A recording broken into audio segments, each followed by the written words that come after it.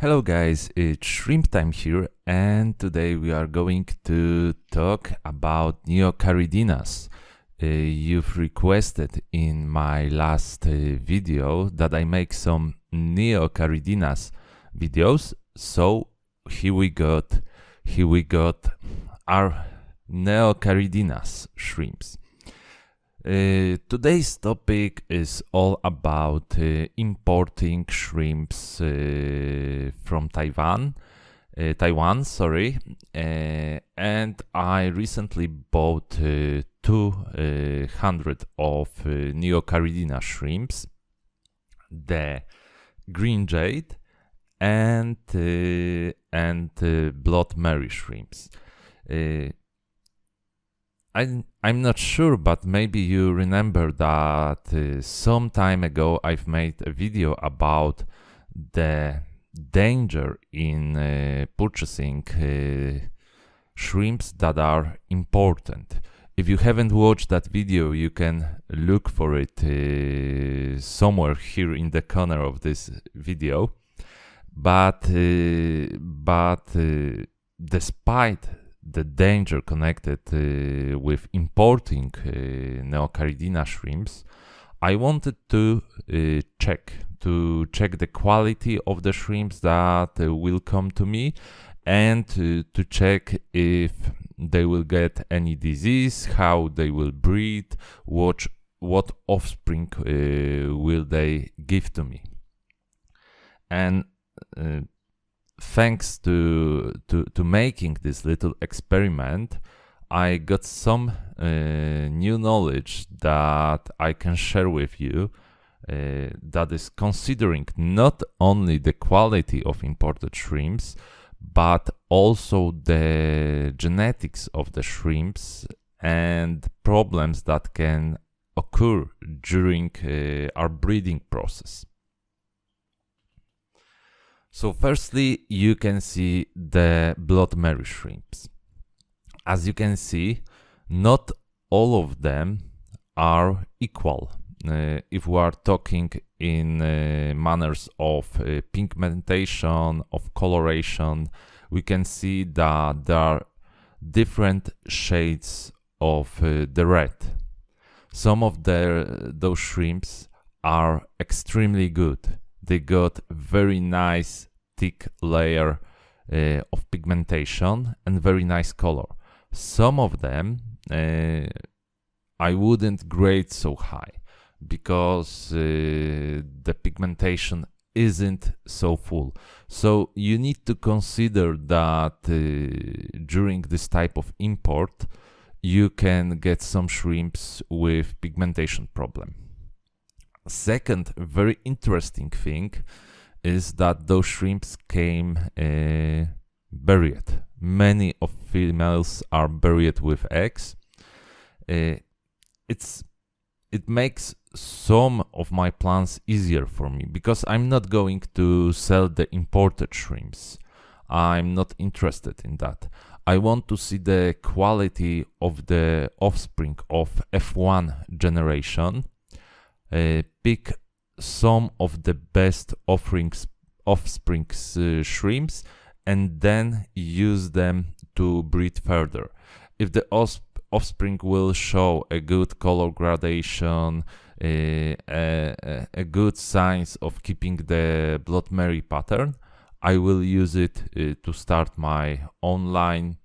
If it will show any different approaches, if it will show different shrimps coming out of the pack, I will have to rethink what to do with those shrimps. The third problem is that not all of your shrimps will come to you healthy. As far as importing Caridina shrimps from my friend, I get very healthy Caridinas, and usually most of those shrimps survive. When I've imported those NEOCARIDINAS, I got some deaths during the transportation, and you couldn't handle that.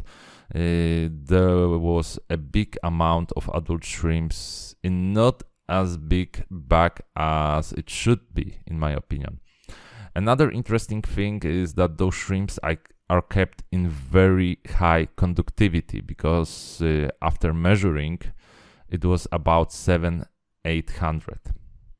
Next problem that can occur, and you have to be familiar with it, are some genetics problems. They will be shown at Green Jade. And the last problem, maybe you will see in this close-ups, are pests that came with those shrimps. I'm not sure that this is visible for you, but there are little, I don't know how to call them, planarias or pests, not sure, under the shell layer. Oh, you can see on the right hand that Big Mama got one. And I'm not sure, I have never came across this kind of pests. I need to find out what is it.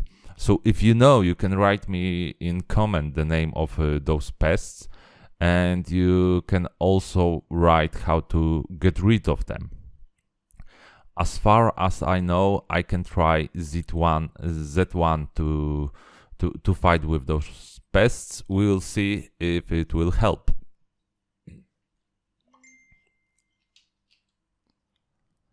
So in general, I need to say that I'm quite happy with those Blood Mary shrimps, and I think that after giving them some work and some dedication, I will be able to get very nice results with them. Here you can see some close-ups of them, and you can see the variations of colors.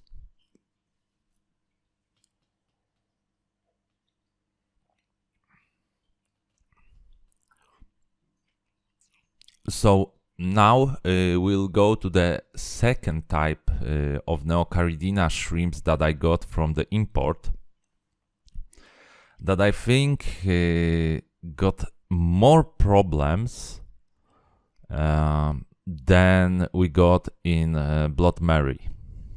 So now the Green Jades, my friends.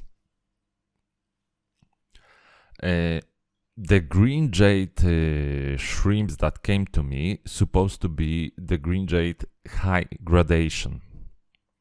From the start you can see that there are some very top-notch shrimps in the pack that I can really be happy with them, and some of the shrimps are lower gradation or are having some problems with coloration, with pigmentation in the shell. The shrimp on the right doesn't have full body colored. So this is the first problem, and it shows me that I will have a big work during the cooling process. Second problem is that some of those shrimps I would grade as low quality, considering my grading style. Those shrimps got very different coloration, which is also maybe a problem, or can be used for advance, because I can start two different lines from those different colorations.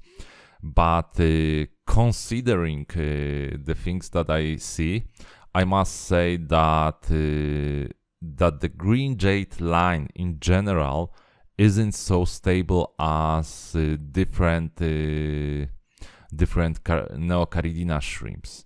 We get a big variety in the coloration. You can see that some of the shrimps are blue as well, which unfortunately is a bad sign for me, because, or even blackish. They got only a little tint of green coloration. You can see that that the green jade line in general isn't so stable. And I must admit that I got the same problems in my line, not in so big quantity, but I also see that the line isn't so stable. It needs to be worked to, it needs a lot of selective breeding to keep the coloration and the quality of those shrimps. But I think that this is the general problem of green jade. Second problem that I noticed among the green jade is this pest that I told you about, considering the Blood Mary. Green jade got them as well, and it is more visible at green jade shrimps. So we got the coloration problem, the line stability problem, and the pest problem.